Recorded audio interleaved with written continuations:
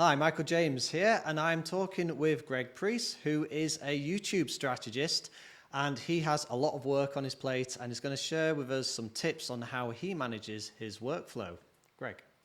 Sure. Yeah. So I have a lot of projects that I need to do in my business. And the way I manage all of that stuff is I follow three main methods. Do you want to hear the first one? Yep, certainly do. First one is I limit the amount of tasks that I try to get through each day to just 3 tasks. No more than that. I'm really strict on this. I found that if I try and achieve more than 3 main objectives in a day, I end up trying to rush through everything to get everything done in the day, and the quality of attention that I spend on each individual task gets reduced because I'm rushing. So 3 is the perfect number for me of amount of things I just try and do in a single day, and really dedicate a good amount of time to each one.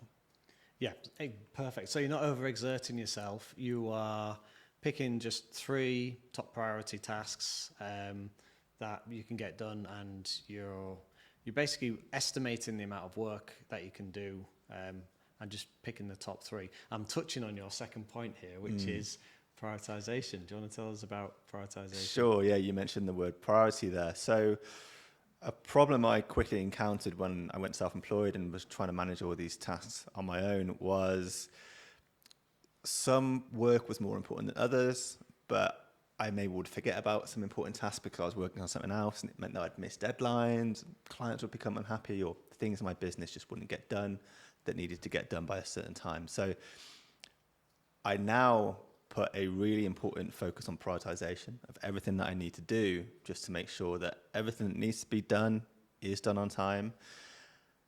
The way I manage that, a tool that I use for this specific purpose is lists. I love keeping lists. It's such a simple tool to use. The most important thing, the most important task is at the top of the list.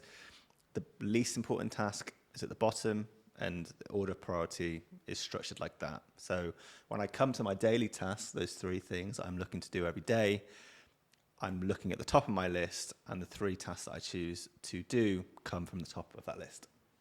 Awesome.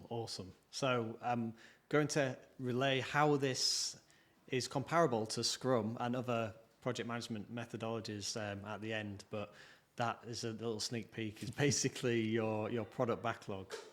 You've got one more tip? I do, yeah. So this tip arose from me trying to say yes to everything when I became self-employed and inevitably becoming overwhelmed. So what I realized I needed to do, and was a really important mindset to develop eventually, was developing the ability and the comfort with saying no to things. Sometimes a new client would contact me and try and have me complete work for them, maybe within a deadline. Sometimes existing clients would try to ask for more than they originally asked for when we started working together. And sometimes I just had aspirations for my business, new things I wanted to introduce into the business that would be quite time consuming. And if I was saying yes to all that stuff, it meant that other things would not get done, and people would be unhappy. So now I keep a real close eye on what is currently on my plate, how long everything's going to take me, and how much free time I have within all that. And if new projects do come my way on top of my existing tasks, and I know that I can't do it within the time and resources I currently have, I have to say no to things these days. I've got some follow-up questions about that. But how do you manage to say no to clients? So have you ever had any clients that it's been hard to say no to? Have you got any tips on basically being able to say no? Yeah, and this might be a bit different to your audience. Your audience might be employees and might be within organizations rather than self-employed like I am. I mean, at the end of the day, if people approach me to ask me to do work for them, I don't have to do work for them. There's no forward downside if I say no, no angry boss or anything. But I always try to keep things pleasant, explain why I can't do a task. You know, I'm fully booked at the moment. Try and offer an alternative. So if I know someone who is equally as good as me at doing something, and they have got bandwidth to do things, I can send the inquiry in their direction. Or I can explain that I'll have some more free time in maybe a week or a month's time, and I can work with them. Then I try and offer them some solution, but still within the position of saying no to their immediate ask. Which isn't easy.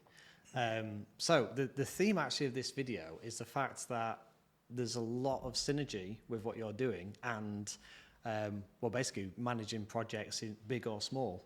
So you mentioned about it might be different in saying no to clients if you're in a business and you're having to say no to clients, but in reality, I don't know if it is, because at the end of the day, you've got to say no to somebody, and the tips that you gave there would be perfectly applicable. If you're working in an organization, you have to make a judgment call, and this might be down to the product owner, for example. So the role that you've described today is basically the role of a product owner. You're the product owner of your own business and your own product, essentially. Okay. And as we know from my Scrum courses, the product owner has a list of work, which is called the product backlog. They'll prioritize that, as you do. And then we go into the sprints, and part of doing the sprints is working out how much work we can do in that time frame, which is another little tip that you gave to us. So what you've figured out on your own accord through working in your business are the principles of work management in Scrum. Okay. So it's like this is why it works so well. You know, not only is it a management theory, but it's based on common sense, best practice methods, which many people have found to work, including yourself. And when it comes to saying no, the product owner will have to do that prioritization and work out what can be done and what can't be done and what's best to make the best value for the product or the best use of your time. And you know, you still need to sometimes say no to key stakeholders, which can be difficult, especially if they're very loud and influential key stakeholders. So giving them an alternative, or maybe saying it's not going to be prioritized, it's going to take longer, or even just logically explaining why you can't do their requirement or their task. And this is where, if you can back it up with real world evidence, which we call empirical evidence, where you're monitoring your releases and your statistics, and you're actually monitoring user rates and things like that. If you've got some actual real world evidence to show to people why that idea isn't going to work or why you shouldn't be spending your time doing that, if you can back it up with evidence, then it certainly helps to basically say no to somebody. Yeah.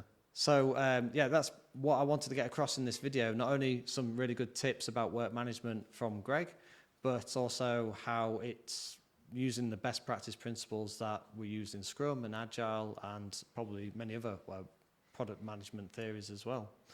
Greg, where can we find more about what you do in your business, YouTube strategy business? Yeah, if any project managers out there want to start a YouTube channel, as Mike explained, I'm a YouTube. There are a few. Yeah, we've got one right here. I know at least one.